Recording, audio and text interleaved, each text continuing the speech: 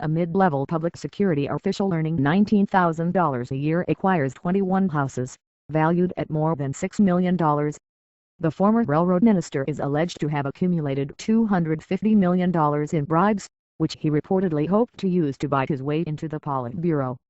Families of Politburo members are revealed to have fortunes in the hundreds of millions. Corruption is very much the hot topic at the 18th Communist Party Congress underway in Beijing.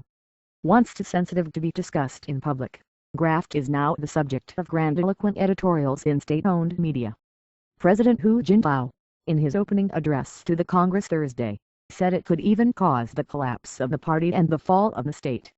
Pressure is on to adopt American-style sunshine laws requiring public disclosure of officials' income and assets. At one session of the Congress, Yu Jinshan, the Shanghai party chief, voiced support for public disclosure. When a complete and easy-to-supervise system is established, it will be the most efficient way to keep our family members and people around us in check, said Yu. Under China's legal system, new officials are supposed to file statements to party disciplinary authorities detailing their outside income and assets. They are also required to state whether any family members have foreign passports or have moved overseas, a common strategy for sending ill-gotten gains abroad. But out of 40 million officials, only about 3 million file, and those reports are seldom scrutinized, said Lin, the top corruption expert at the Central Party School, where future officials are trained. The public should know how much the President of China is making, all the members of the Politburo, their families and children too, said Lin, who carries her papers in a canvas tote, a conscious rejection of the Louis Vuitton bags so much in vogue among rich Chinese. The reports get filed and put in a safe and nobody checks them. As China modernizes, tolerance of corruption has clearly diminished. When Lin began writing about the topic in the 1990s, she had difficulty getting her books published in China. At this point, however, she is one of the party school's most frequently quoted professors.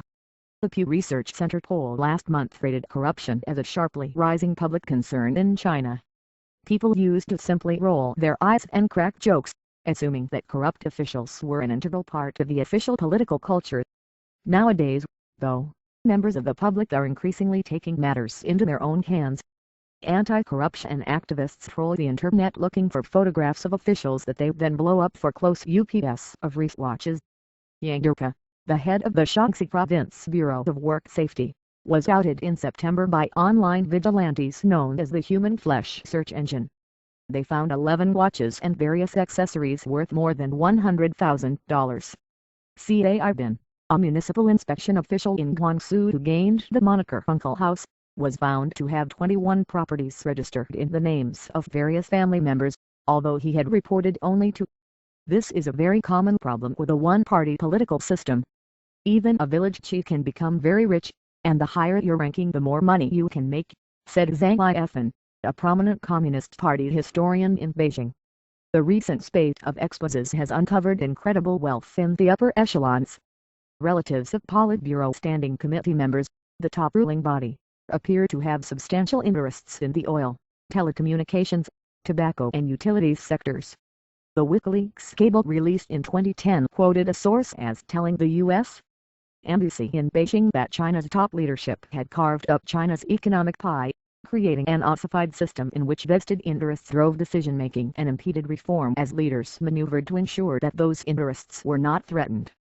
The family of Premier Wen Jiabao, who is reputed to be the most reform-minded in the upper echelons, was reported by the New York Times last month to be worth $2.7 billion, with his mother holding a stake in an insurance company and his wife in precious gems, and his U.S.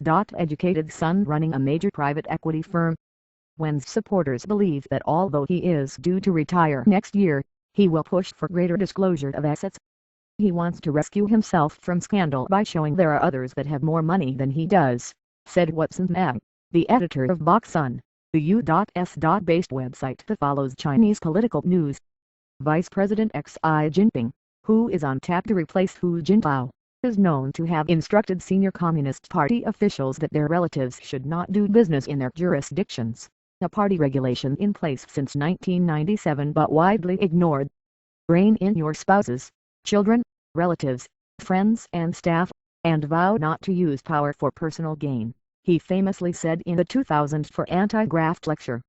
Yet his sisters and brothers-in-law were reported by Bloomberg this year to hold huge interests in China's real estate, minerals and telecommunications sectors. Nowadays, corruption doesn't necessarily come in the form of hongao, the red envelopes in which Chinese traditionally pass cash, but through a culture of self-dealing and cronyism. Weak regulations governing public bidding and conflicts of interest make it easy for officials and their families to bar their guanxi, or connections, into wealth. In the case of Bo Xilai, an ex-Politburo member whose wife was recently convicted of poisoning an English businessman, it is alleged that the wife, lawyer Gu Kelai, made millions representing real estate developers in Dalian at a time her husband was mayor. Gu's sister, meanwhile, runs a printing company that has $100 million in exclusive contracts to print Chinese government documents. Although national regulations lag behind, some municipalities have begun requiring full disclosure from officials. The district in the city of Zhuozhou, in Jiangsu province, won praise in the state media this year because of a pilot project in which 600 top cotters submitted online statements of their holdings. It won't happen overnight, but gradually around the country we are moving to a system of more transparency, said Huang Yukai, a professor at the National School of Administration and a leading advocate of public disclosure. In May, the Beijing Daily, the party mouthpiece that has frequently lashed out at U.S. Ambassador Garrett Locke, challenged him to disclose his personal assets.